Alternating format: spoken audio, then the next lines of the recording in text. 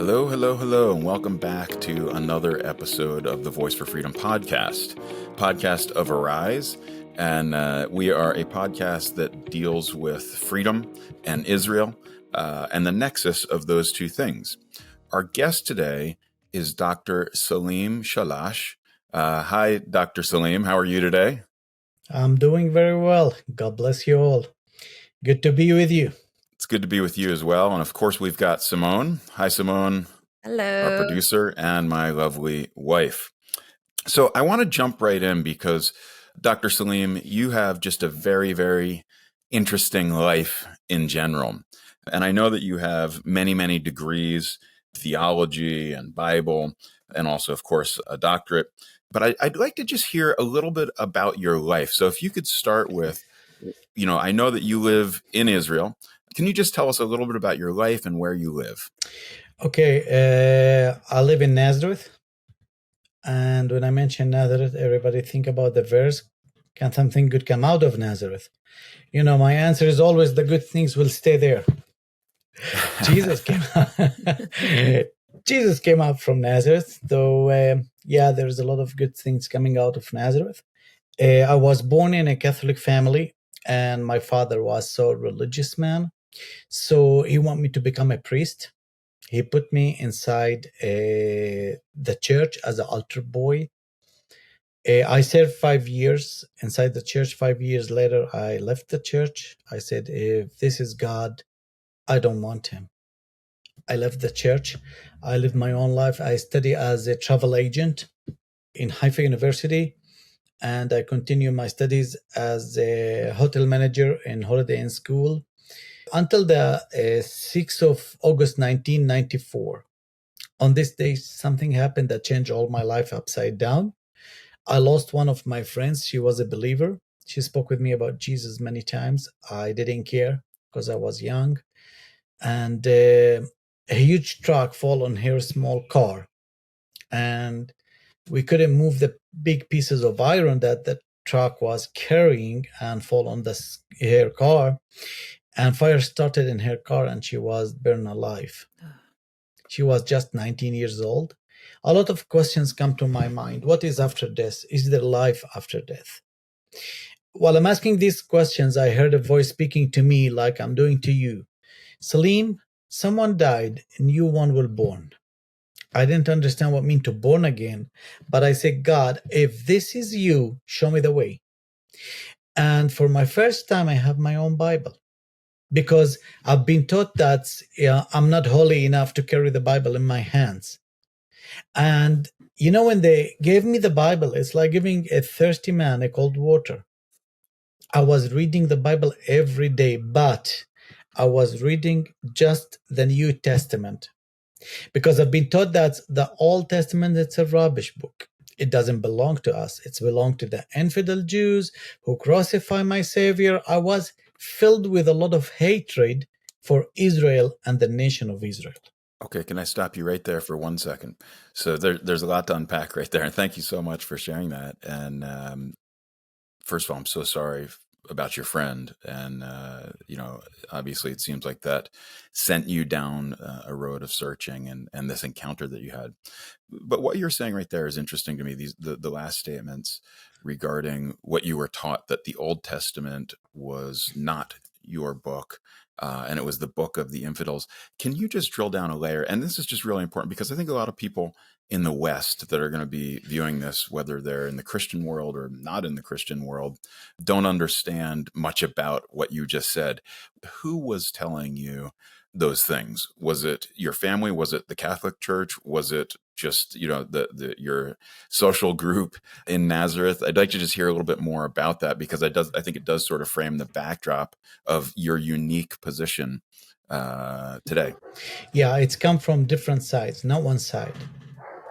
But basically, it's come from the hatred that I grow with, showing the Jewish people in a bad image, telling stories. The community here, we have the biggest communist party in Nazareth. It's all come together, the community, the people around. wherever you go and hear, the bad news about Israel. That's, grow a hatred in my heart for not just, not reading the Old Testament, but to ignore it, to have, my Bible just with the New Testament. And when I'm speaking about, the Old Testament, speaking about from Genesis to Malachi, it's all the Old Testament. So I wasn't reading the Old Testament because it's belonged to the history of the Jewish people, but the wars about, everything that, speak about history, I didn't care for it because, I was like a believer following the Christian, the Christian Jesus. And I'll explain why I'm saying that, because that's what came in my mind when I grow with these thoughts. But when I start to follow one of the churches, in Nazareth, and to study the Word of God, I study in a Bethlehem Bible College, my BA, and that strengthened my thoughts. When I'm done with my BA, after a period, one of my friends, he's the lawyer of our church today, Thomas, he invited me to study, my master in the ICB College, Israeli College of the Bible, one for Israel. And it was free, it's a good opportunity to study your master free. And I said, who said no for free? Yeah, for sure, I'll go there. Even if it's a Jewish, college, but, if they are dumb people, I'll go there for it. It's like a chance for me. That's the real, I'm showing you what in my heart. And when I went there were, 12 Arab pastors and 12 Jewish pastors. When I saw the Jewish pastors, directly came to my mind, what's going here? Did they bring us rabbis to teach us Christianity? Who they are? I didn't know about, Messianic. And when I started to talk to them, I was shocked that they believe in Yeshua. They believe in the Messiah.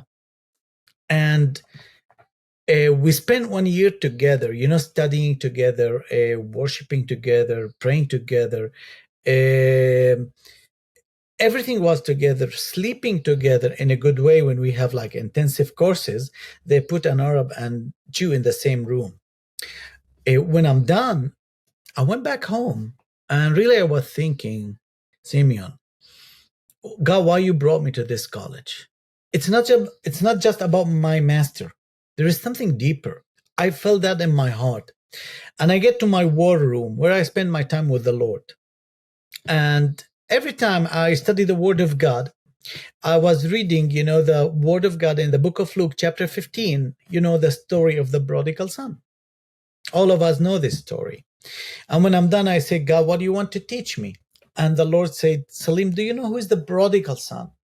I said, yes, Lord. I was proud of myself, And I said, the Jewish people, they lost the way.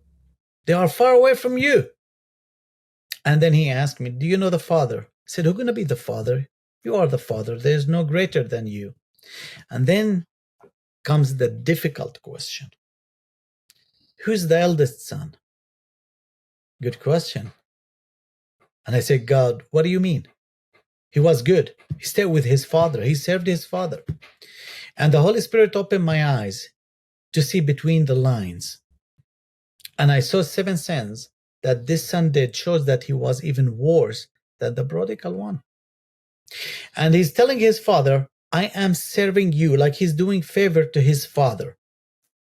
And not understanding that serving the King of Kings and the Lord of Lords, it's honor and privilege. Today, unfortunately, many churches, they think that they are doing favor to God if we serve him, not understanding that it's honor and privilege. He's telling his father, I am serving you a couple of years. He's counting the years. Do you know who count the years in the Old Testament? The slave. Because the slave worked for 6 years and 1 year he's free. The son lived in his father's house as a slave, not as a son. Many believers today, they live in slavery, under, following or obeying doctrines more than mercy, not understand the will of God. They become slaves for doctrines more than mercy. And he continued, and I never disobey your commands. Spiritual pride. Now we are chosen. God rejected his people. No more salvation for the Jews.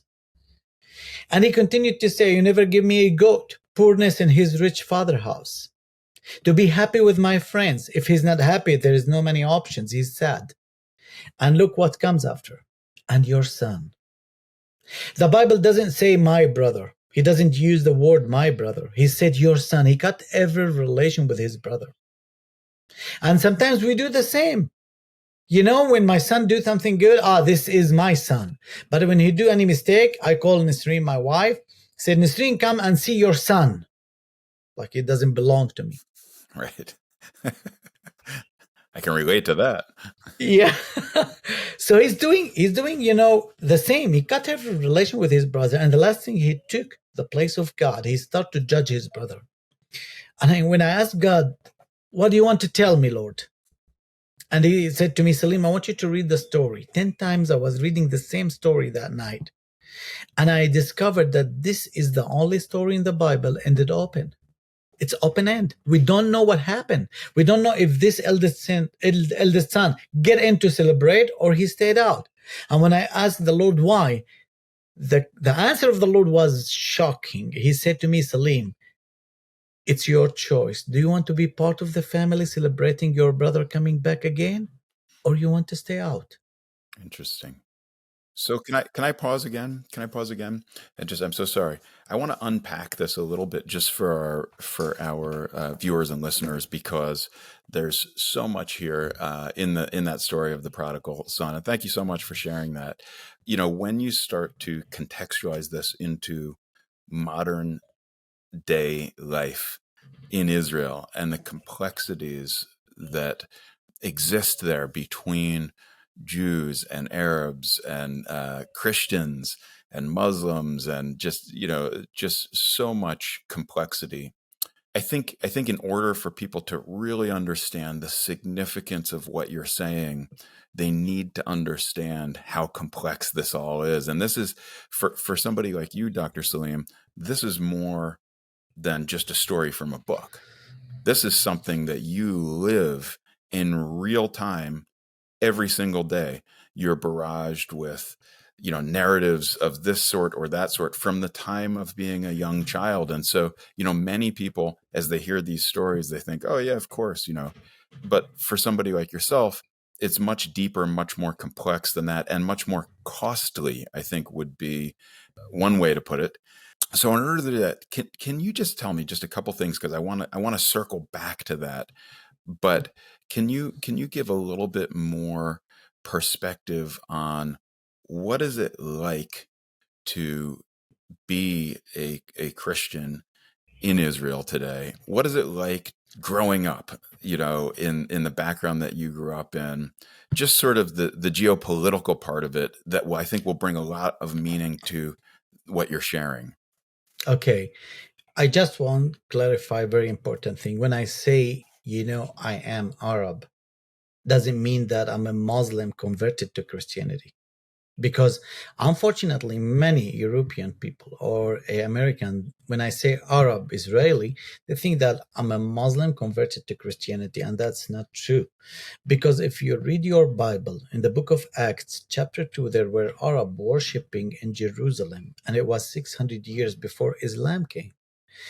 How And far when I back say can you trace your family to being in Israel? Because I think that is a really important. we are Assyrian. Assyrian. Okay. Yeah, we are Assyrian. And you've been in that land for how long, your family? My grandfather lived here all his life in Israel. And my father also, we lived in Tiberia. And I'm here, and my children will stay here because we believe that we are blessed to be in this country, Israel. I love it. And I can't wait to hear more about that. So it sounds like you're like a third generation carrying on a fourth generation of living in Israel. And I do think what you just said is so important, that it's not like you were a Muslim Arab that was converted to Christianity, but there is a deep, rich heritage of Christian Arabs living in Israel that have resided there for hundreds and hundreds of years. I know that. And, there is a lot of misunderstanding about, the Arab who live in Israel. Many people in Europe and US, they don't know, you are Arab. You are living in Israel, Arab and living in Israel. Do you have the Israel? Yes, we have the Israeli passport. We live there. We are Israeli. Otherwise, we can't travel to US and to Europe and to all many places that we are traveling to. So that's a. How many Arab Christians live in Israel today? If I'm not wrong, we are talking about 2 million plus. And we are talking about Arab Israelis, right? 2 million plus Arab Israelis, yes. We are talking about 160,000 Christians, and the rest is Druze and Muslims. Druze is, they are like Muslims, but they have their own religion. They have their own book. And about maybe 2 million, it's Muslims who live in Israel. So Christian Arabs are a minority in amongst the and in Nazareth, how many Christian Arabs are there? Do you know? Nazareth today is 87,000. Total of people. You are talking about 75% Muslims and 25% Christians. Okay. When I say Christian, it's mean, Catholic, Orthodox, Protestant, Evangelicals, all the denominations. Okay. And then is that population of Christians increasing in Nazareth or decreasing? No, decreasing, especially, the last period, it was a very tough period. Maybe we will have time to talk about it, like COVID. After COVID, we came to a tough war. We're still there. And I mentioned it before, when the 7th of October started, I call it the second Holocaust. Because the first one, the church was silent. And the second one, we decided that the church will not be silent anymore. So that's what our church did from the 7th of October 2023 until today. We're still working and we're still doing and helping evacuated families. You can see all our activities, all our projects in our website. It's very easy, homejtk.org, or to American What is that again? One. What is the website again? The international, it's homejtk, JesusTheKing.org. Or you can get into the American one, JTK, Jesus the King, -Israel.org. Okay, and we'll put that for our viewers to be able to connect to your work. We'll create links for you. Now, when you say you're evacuating people, who are you evacuating and from where? Just so we can go a little bit further into what exactly you're doing. We're talking about, two sides. We started with the people, south of Israel, Gaza borders. They came to stay in the hotels. And when war started with Lebanon, a lot of evacuated families came to Nazareth and to Nofa Galil. Nofa Galil is a Jewish city. It's about 5 minutes from Nazareth. And we were, by a miracle, we become close friends with the mayor there, Ronen Flott. Ronen is the chairman of the Knesset for a period. He was the chairman of the Knesset, the parliament, and he's the mayor of Nofa Galil. And we were working, every day, I mean it, every day, for buying clothes, shoes, hygiene products, cleaning products to all these families, trying to help them, When you say the families, are you talking about Jewish families? Not just Jewish, because, one of the villages, that's the people that they think that, it's just Jewish people. No. There is a lot of many villages, Arab villages, like Arab al-Aramshi. It's very famous village in north. They evacuated to Nazareth, and we were also helping these families. It's a Muslim families. And they were evacuated because of the strikes coming from Lebanon. Yeah, for sure. Yeah, for sure. Okay. So what I want to just clarify, a very important thing, and maybe that's, I think, Simeon, you will like it. I feel sometimes that we are the slice of cheese between two pieces of bread. I will explain why. Tell me more. Because from one side, I love cheese. You were right about that. I hope it's halloumi because that's the best cheese. So from one side, if you stand for Israel biblically, not understanding, people don't understand your thoughts, your decisions, because they don't understand what the Bible tells us about Israel. So if you stand for Israel, you become like a traitor. To who? And just so people understand. Yes. Who do you become a traitor to in people's perspective? Exactly. From the other side, for Orthodox Jew, you're still Arab. So you are between two pieces of bread, but remember that this slice of cheese will give the taste for all the sandwich. Especially when you toast it. When you toast it, you put them together. So what I'm saying, that reconciliation is our purpose. This is our mission.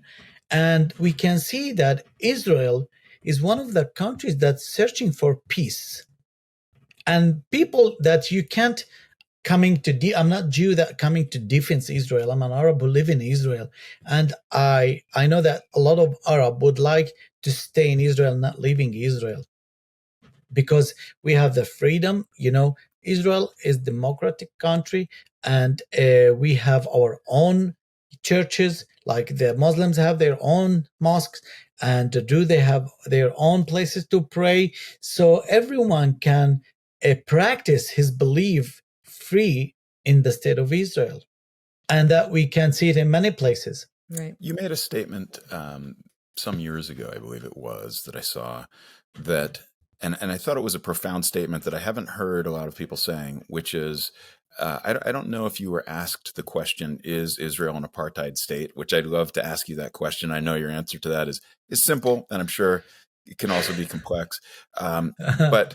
But I think you made a statement, something to the effect of that Arabs in Israel actually have more right than Jews. Am I right? Am I representing that correctly? Let me fix it in the right way. I can say that we have the rights that even we are not forced to serve in the army. What I'm saying that in this period of war, my children is with me in my house. Who's protecting me, Simeon? Who's protecting me? Jewish Who is protecting soldiers, right. Jewish soldiers that they are fighting for protecting me and my family, for protecting all the Arab who live in Israel. Because when rockets come from Lebanon or from Yemen or from Gaza, the rocket is not going down and they said, okay, this is Arab village, go away to the other side, to the Jewish people. No, it's coming to kill everyone. And I want to tell you, in the last war, more Arab killed than Jewish. By rockets. So what I'm saying, if Israel is apartheid, so who's saying that? People. So what are you doing there? Leave it. If it's apartheid, go to other countries that they are not. And I know I'm talking from the perspective that I know a lot of friends, like Egypt. I have a lot of Coptic friends that they are suffering daily. Daily, I mean it. Christians. Yes, for sure. Yes, for those that don't know what Coptic is, just in case. Yeah, Christian. So Christians in Egypt are suffering daily. Every day. And every day there is a violence. There is if I share stories, I need your, program for 1 year, every day, about 1 hour. Wow. I just can share the videos, the reality of what's happening. I'm not accusing anybody. I'm not saying anything about somebody, that I'm trying to attack. No, but I'm trying to say that I'm living here in this country, and I can challenge you, Simeon. If you come and ask 10 people that you choose, from the 10 people, if one of them, agree to give his Israeli passport and leave, getting the Palestinian passport, I will pay all your costs on this trip. Why I'm saying that? Because there was a program that, one of the villages called Fahim, it was in the borders with Palestine. They want to give it to the PA authority. And what happened? 75% of the people, even more, they decided to transfer their addresses to Nazareth and other places because they don't want to be part of the Palestinian state. So what are you're you saying fighting that for? a lot of the Arabs in Israel you're saying, it sounds to me, overwhelmingly would rather be under Israeli sovereignty, carrying an Israeli passport, than a Palestinian passport, because I of the persecution that's taking place, I would say, across the Middle East. I think would be pretty accurate. You mentioned yeah. Egypt, so many other countries we know. Simeon, we are living, the second 7th of October now with the Druze. I know. Can you tell us more about that? Yeah. Yeah, today there is like a genociding the Druze in Syria.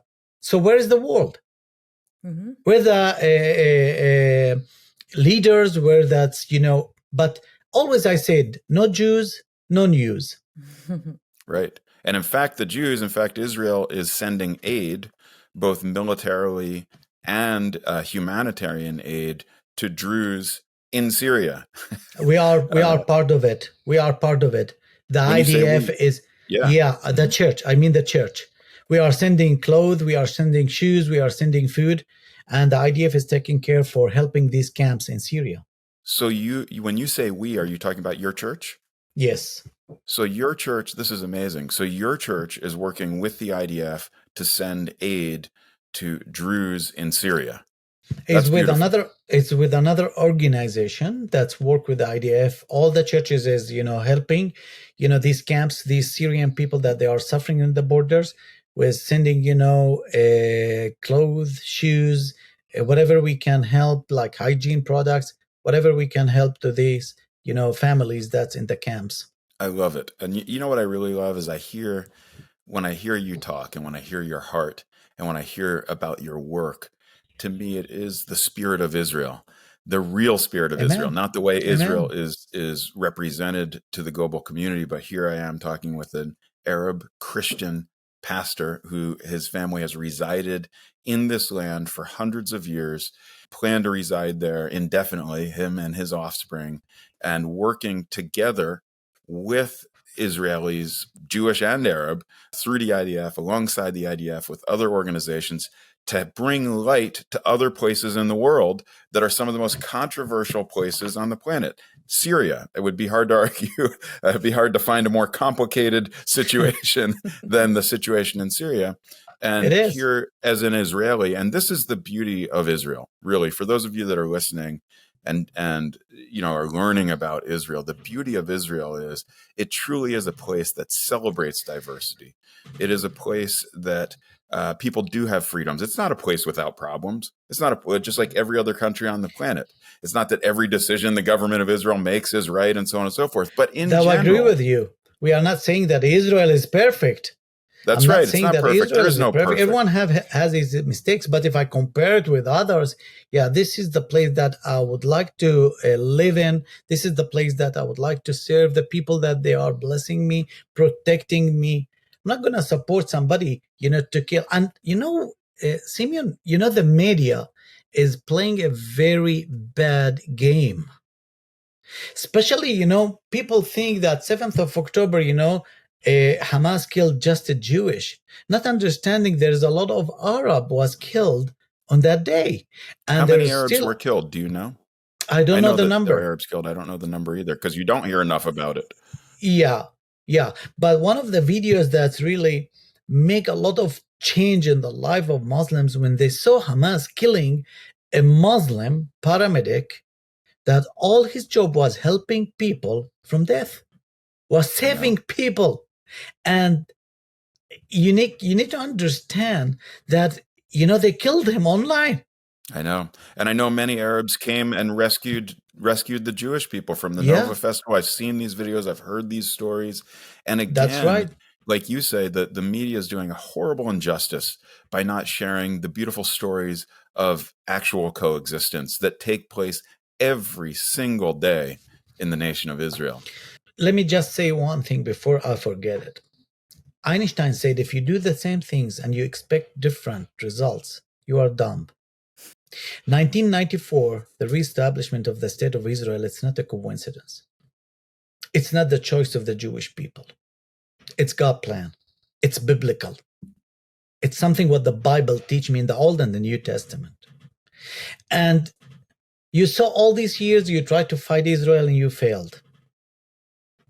And I'm saying that again. You will not be succeeded because this is the plan of God. God loves his people. And he's still protecting them. So if you fight someone and you don't overcome upon him, let's make peace. Let's think about peace. In our humanitarian aid center, Simeon, in Nazareth, we have our biggest humanitarian aid center. We started in 2009. We are today the biggest humanitarian aid center in the Arab churches, and we are serving 156 families, Jews, Muslims, and Christians. And we are helping them, and they're coming to our humanitarian aid center. They can talk together, they can greet one the other, no discussions, no argue, no doctrines, just greeting one the other. And we can see that this relationship becomes stronger and people start to love, each one. No more conflict. We don't see that. Why? Because you need the Prince of Peace in the middle of this war. And we can see the change in the hearts of the people. Thank you so much. And thank you so much for all that you're doing on behalf of all of the peoples, not just in Israel, but in the region, helping God those bless that are you. across the border. And thank you so much. And for those of you that want to get involved, in that type of work, we will share, of course, links to the website here. But thank you so much. I do want to circle back, Dr. Saleem, to the overarching topic of this podcast and just ask you the question and let you speak to this, which is Israel an apartheid state? So again, as an Arab Christian living in Nazareth, is Israel an apartheid state? And Simple and answer then or why? complicated Why answer? for your why? So the next question will be why? Why for your answer? Now, remind me with the last exams in the high school. Right. It's very easy to answer yes or no, but after you need to explain, and that is the hard part. And my answer is no. It's not apartheid. And why do you say that? Why I'm saying because I'm living there for 50 years. I lived as a Christian Arab, and I can see also my Muslim friends, Muslim families, Jewish families, where we all live together. Even if we are not forced to serve in the army, we're still blessed to have our rights. Many people that they lost their job, they're still, getting their salary from the government. That you never heard in any Arab countries. When you are receiving a very blessed, good health conditions in this country, in Israel, that you can find it even in US. You should pay a lot to get this, insurance for your health, for your life, for your family, a good education. My son is graduated from Beit Gabriel in Tiberia, and he graduated as a software engineer. He has, thank you very much. And he has a lot of Jewish friends, Muslim friends in the same college. If it's apartheid, you can call, like citizen B and citizen A. I'm not saying that you don't force. There's some people, like separate, but not the country. If you go to the law, you know that you are equal. And if not, please come and tell me what you are not equal with. Yeah. No, I know. Of course, we know that Arabs can study, as you're saying, can work. You can serve in our government and do serve in our government. You can be judges and lawyers. Exactly. Who judged, the president of the State of Israel? You remember when he went to jail? Moshe Katsav. Okay. Moshe Katsav. One of the judgment, he was Arab. Right. So how could an apartheid state have a Supreme Court justice who's judging the president of Israel and sending him to prison? Doesn't sound very apartheid to me. How could apartheid country, have like more than 15 Knesset members in the parliament? And that it's not small number compared to the 120. And a lot of things that we can share, about living in Israel, the education, the healthcare, everything that's really we receive, we are blessed in this country. If not, so, some people, if you say leave, he said, this is my land, I want to stay here. Okay, but it's occupied, and sometimes I'm thinking about now, if we go to the biblical concept, what occupation you are talking about.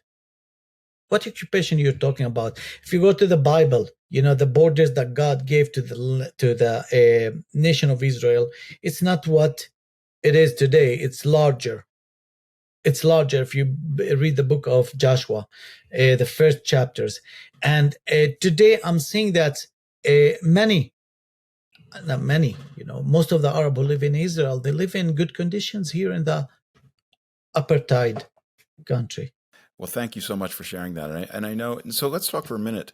Serving in the military as an Arab, you hear some talk about this, and I know that currently the IDF has, including reservists, I believe it's around 5,000 Arab Israelis that serve in I think more. the IDF. You think more? That might be active. More. I'm not sure. I It's read that not, number recently. when you say Arab, we don't mean just Christian, because there is a lot of Muslims who serve in the army.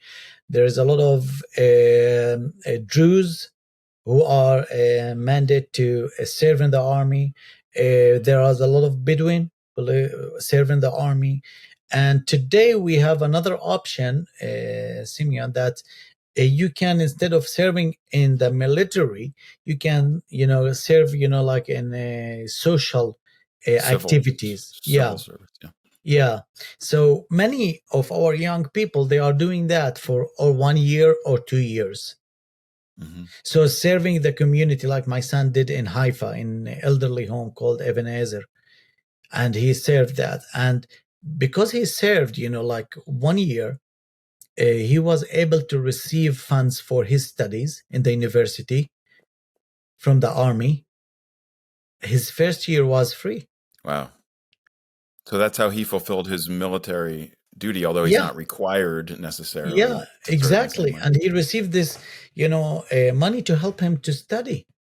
And can you understand that as an Arab, we are living in Israel when we are 18? Remember that the Jewish young guy, he's going to serve 3 years in the army. We are not forced to that.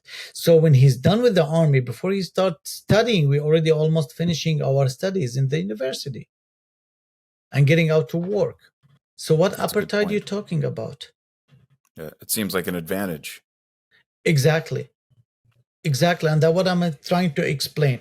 Many people would not like what I'm saying, but I'm sharing the truth. I can't lie. I can't, media is strong weapon, today against Israel. But if you want to know the truth, come and see. Don't listen to media, because media can change the image the way that they want. And today, wherever I travel, I teach about the truth that you never heard in the media, because the media is not interested to show the truth. Mm-hmm. And we are living historical days.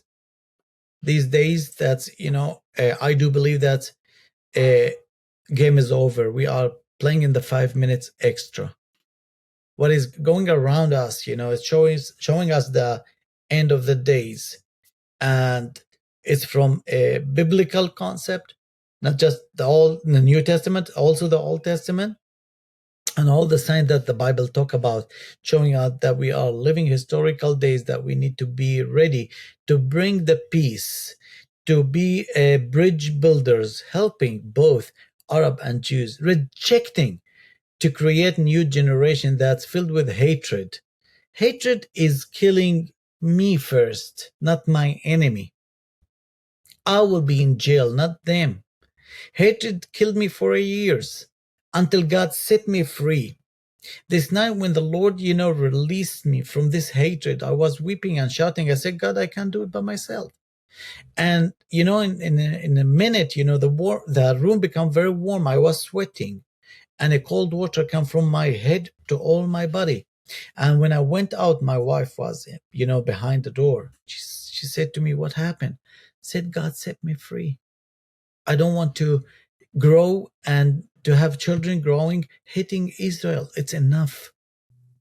It's time to show the love that what Jesus taught us to do. And you will be shocked when I'm telling you that we have a new relation with a rabbi from Migdal Haemek, Rabbi Yosef. He came to our church and he blessed the place. He prayed in Hebrew. Hu berech, we helped 200 Orthodox children, Jewish children in Hanukkah with gifts. And we're still doing that because this is the only way that we can build bridges. Hatred is not an option. I love it. What a strong message. I'm not saying that, this side is perfect and this side is perfect. No one is perfect. But we're trying to be. We are working in our hearts for having, this. If you walk with God, Simeon, listen to me. I know it's a strong sentence. If you walk with God and you expect normal life, you are on the wrong path. Because what's happening with me when I follow God, it's amazing. The relation with the mayor of Nof Galil, Ronen Flott, it was a miracle. I didn't expect to have this relation. In 2020, when COVID hit, God called me, said, he talked to me, not called, but he talked to me and he said, I want you to bless my people with 150 food packages, kosher food for Passover, with tirush wine and unleavened bread. Matzah. Said God, really, you want me to do it? I need a sign like Gideon, the book of Judges. He asked you for a sign. And the Lord said, what sign you want? I said, if you want me to do that, I will call the mayor tomorrow morning at 7:30 a.m. They open at 8. And I want the mayor himself to answer my phone call. If anybody else, that means it's not you. Day after, I'm calling and somebody is answering the phone call. And I said, I would like to speak to Ronen Flott, the mayor. And he said, Ronen, speaking to you personally, how can I help you? Not easy. That wouldn't be an easy thing to do. It took me, like 30 seconds to understand what's going here. And I shared with him what God put in my heart. And, he was shocked. An Arab coming to bless the Jewish with 150 food packages. What's going? And he invited me to his office. He said, on this period, I don't accept people in my office, but I want you tomorrow at 9 o'clock in my office. I want to see who you are on WhatsApp. From that day on, we become close friends. We're working together, not just in COVID. Also, when big fire started in Nof Galil, we were preparing like hot meals for Jewish and Arab people, elderly people. The war period, we were working together all this time. We still, until today, we just recently sent 200 kosher food packages to the Jewish families. We helped more than 500 Muslim families in Ramadan, and we helped 500 also families, Christian families in Easter. Working for the peace, this is our message. I'm curious, when you said that you had a moment in your house and you came out and said to your wife, I'm free from this hatred of Israel. Where did that hatred come from?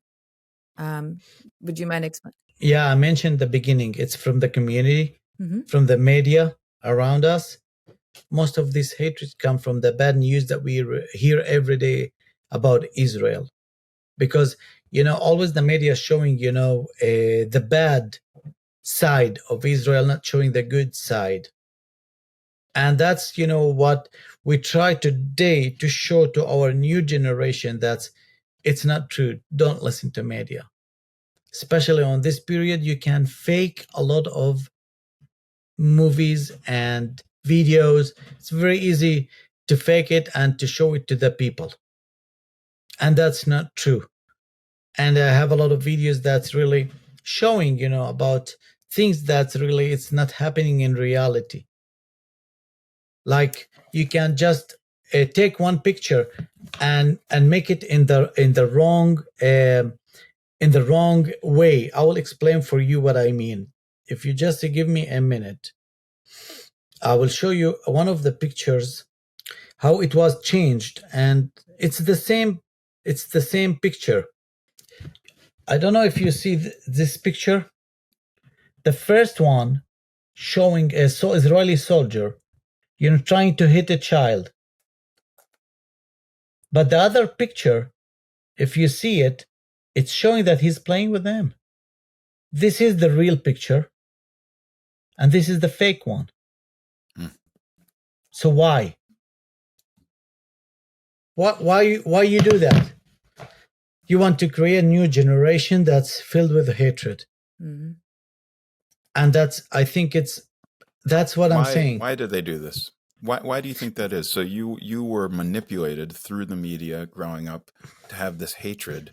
Why? Yeah, because they want me to hate Israel and to become one of the people that can destroy Israel. If I destroy Israel, where to go? Mm-hmm. Where to live? Good question. Where to live? Look, all the Middle East, conflicts, wars, fights. Beautiful.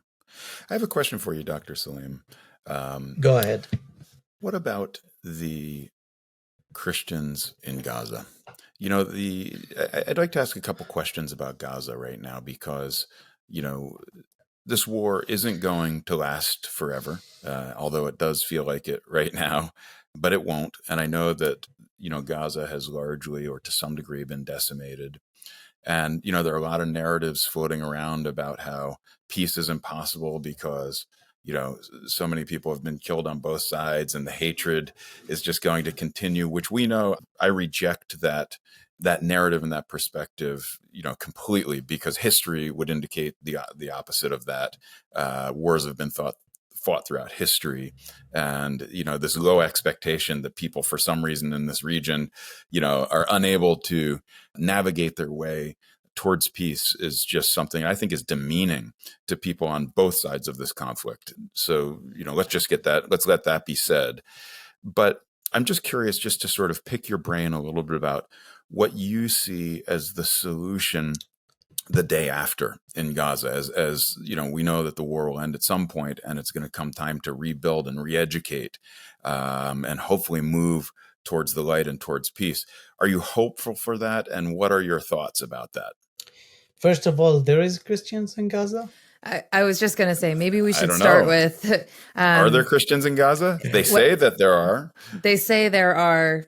It's estimated, it says there it's estimated to be 1,000 left in Gaza. What? In Gaza? In Gaza. And they say that there are, right. And again, this is coming from who? The Gaza Ministry of something, So let me ask you a question. Okay, so that's a great point. So Dr. Saleem, you are a Christian and an Arab living in Nazareth who works with Jews, Christians, Muslims, obviously. And I know that you must have friends in the Arab Christian community across the entire country of Israel. I know you have friends in Bethlehem and Haifa and all the different regions. Yeah. Do you know Christians living in Gaza? No, not even one. And I've heard about, like we are a Baptist church. And I've heard about some news from one of the Baptist church in Gaza that they were searching for help, but there was, no way to get there or to send like help, just through the humanitarian, trucks that came from the borders. But you ask for the solution. Really, I think that we have two kind of hostages in Gaza. We have the Jewish people and we have the Palestinian. That they are tortured by Hamas every day. Every day. If Hamas really interested in peace, they will not do what they did in the 7th of October. Well, look what is the results? And I wonder when they celebrate, like victory, what kind of victory? What's your kind of victory? Now Gaza is like a wilderness. You can't see anything inside of this city. Where the people gonna eat or drink? They are suffering every day. We saw a lot of videos, Hamas shooting their own people because they came to the tracks to take the food. Digging 500 kilometers of tunnels. Do you know, Simeon, how much it cost 1 kilometer? It cost $800,000. to build 1 kilometer of these tunnels. And they build it to kill and to kidnap and to destroy. So you try it once, twice, third, fourth, how many times, and you failed. Let your people live. You can build schools. You can build hospitals. Gaza could be the Riviera of the Middle East, but it's controlled by the wrong persons. And this control, or this people, they are not interested in peace because that mean money will stop coming. And if we remember, after Oslo Agreement, the PA Authority received $32 billion. That means 15 times double what the European economy received after the World War II and the Marshall Plan. Look at Europe and look at Gaza and the West Bank. My question is, where all this money goes? How could all this money come to these people and to these leaders and people, they are starving? I think it's clear to the world, it should be clear, that Hamas is not interested at all in Palestinian human rights. Certainly, probably the greatest or one of the greatest money laundering schemes in the history of mankind, based on the fact that all of their leaders are billionaires.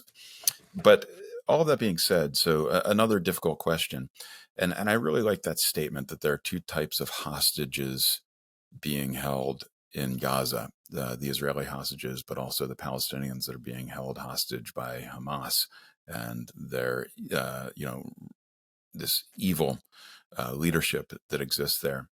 This could be a difficult question, but is the war that Israel's waging in Gaza, from your perspective, justified today? It's really difficult to answer this question, but I think that Israel should protect their country. And Israel didn't start the war. 7th of October didn't start it by Israeli army, started by Hamas. And you can't attack a country and don't expect response. And you are not playing a game. If you hit me with a stone, I'll hit you with a stone. It's an army, it's a country. And you tried Israel before, and you know that Israel is going to occupy all of Gaza if they needed to.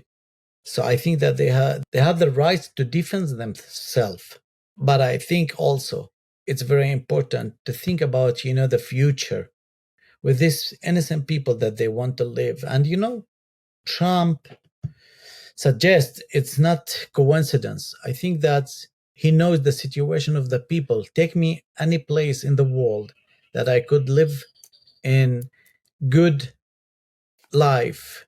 I can live safely. Not every year we have 1 or 2 or 3 wars. Do you know how just to take the rebels from Gaza you need 10 years? So what you gain from this war? These leaders, they think that they have victory. What kind of victory you're talking about? So what I'm saying that this war should stop, but stop. Yeah, go ahead. No, I think you're right, and I think victory looks like different things to different people, and I think this is something that's lost on the global community, even those that in many cases have the best of intentions, but they really don't understand the history of the situation on the ground, and the fact that the way they define victory might be peaceful coexistence for some of them. Even the well-meaning ones that might be misinformed, they might be looking at victory as both peoples, all of the peoples in this land living together, however they envision that happening, whether it's a 2-state solution or not. We don't have to get into all of that. But what is important to understand is victory for Hamas looks completely different.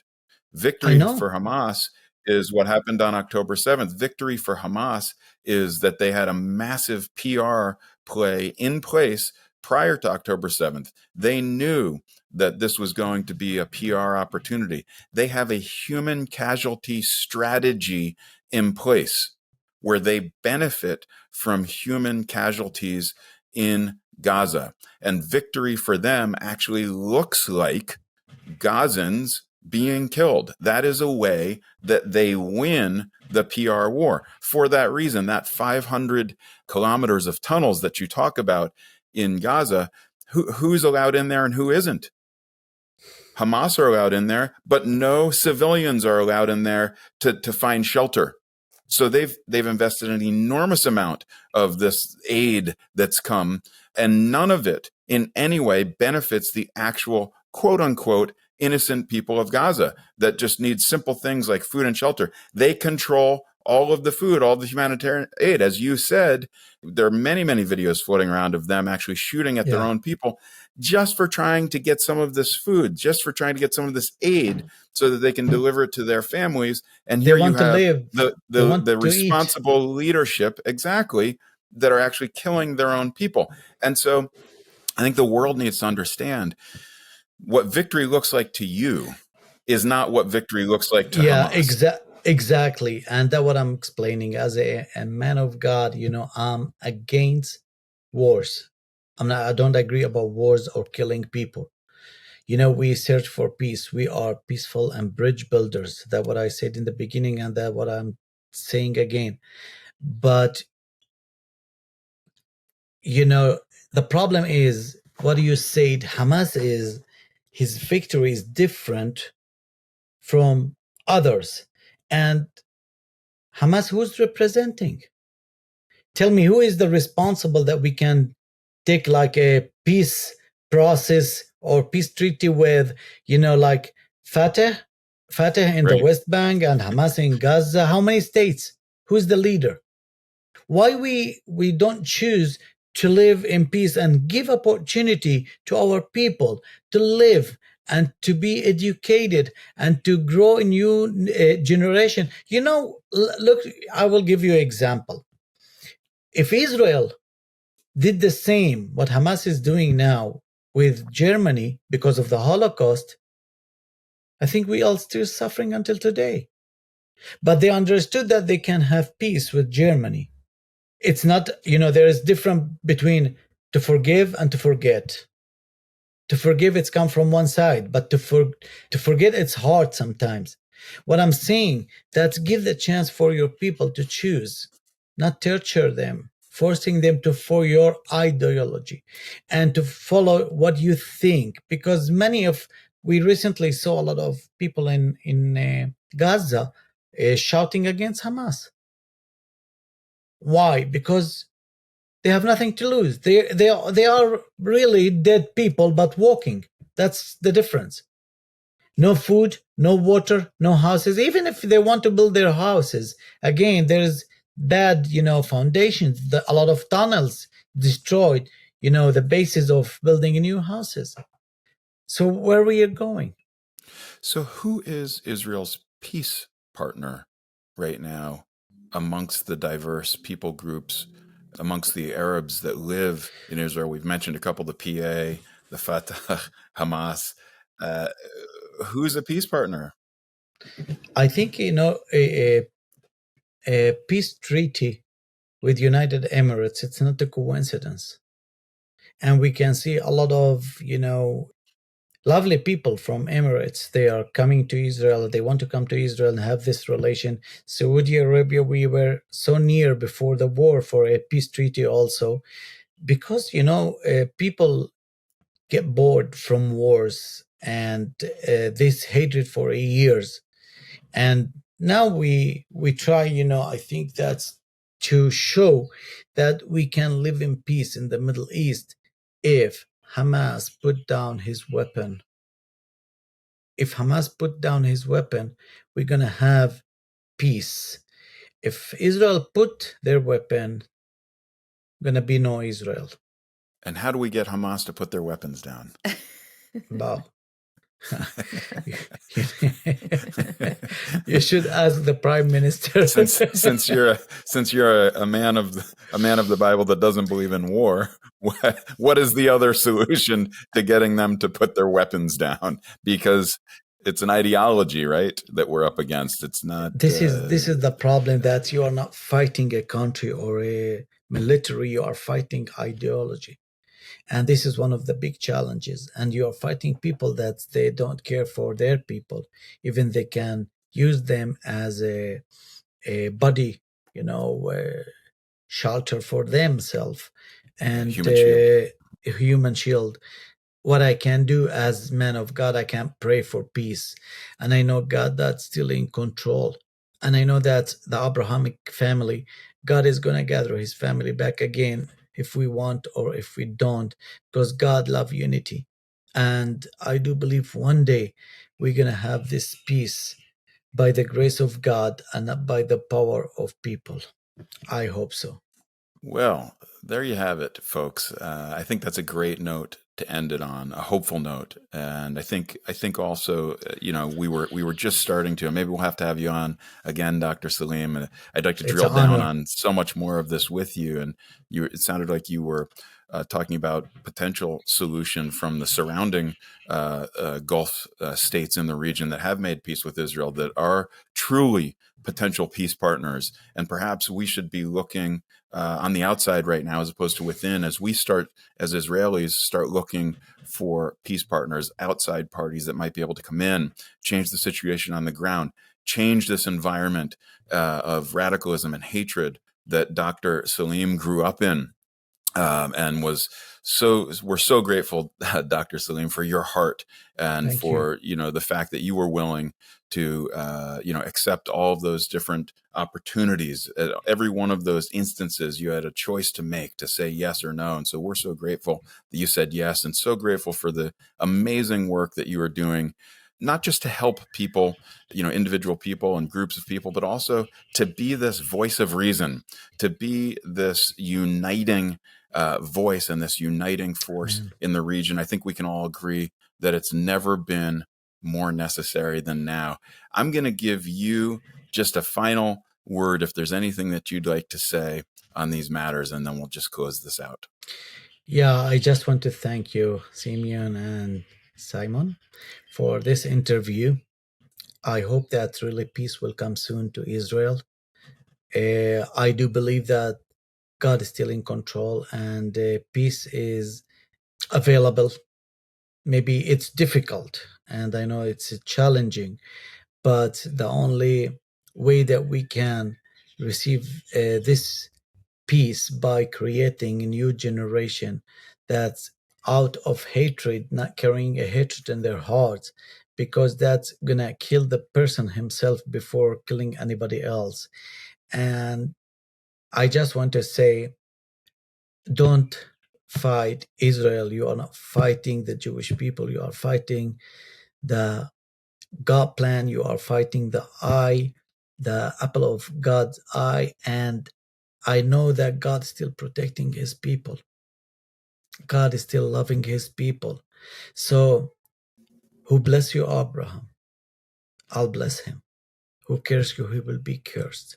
Can you understand this kind of promise? People maybe will not care for these words, but this is the words of God. And I do believe in the blessings when we bless others.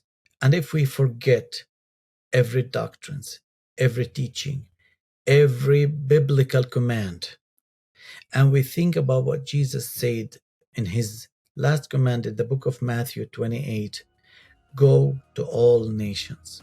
Aren't the Jews nation? Yes, they are, and they are priority for God. He loved them. So if God put me here to show the love of Yeshua to every one of them and to bless them, that's what the Bible taught me, and that's what I'm going to do.